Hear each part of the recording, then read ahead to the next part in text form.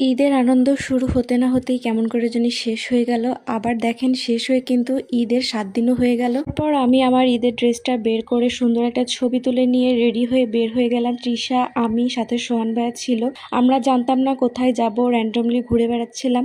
এবারের ঈদটা আমি অনেক প্ল্যান করে সবকিছু করছি আর অনেক বেশি ঘোরাঘুরি করছি, যার কারণে আমার ঈদ অন্যান্য বারের তুলনায় এবার অনেক বেশি ভালো কাটছে।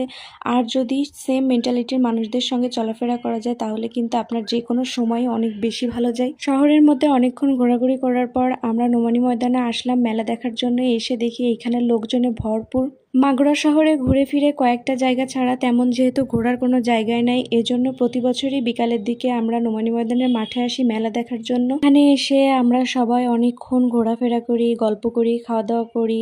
আর এখানে আমাদের অনেক বন্ধু বান্ধব পরিচিত সকলের সঙ্গে দেখা হচ্ছিল, সবাইকে ঈদ মোবারক জানাচ্ছিলাম। তারপর এইখানে এই যে ঘোড়াটা প্রত্যেক বছরই এখানে আসে, যদিও এবার ঘোড়াতে চড়া হয় নাই। সারা বছরে কোনো পরিচিত মানুষ বা বন্ধু বান্ধবের সঙ্গে দেখা না হলেও কিন্তু ঈদের দিন তাদের সকলের সঙ্গে দেখা হয়।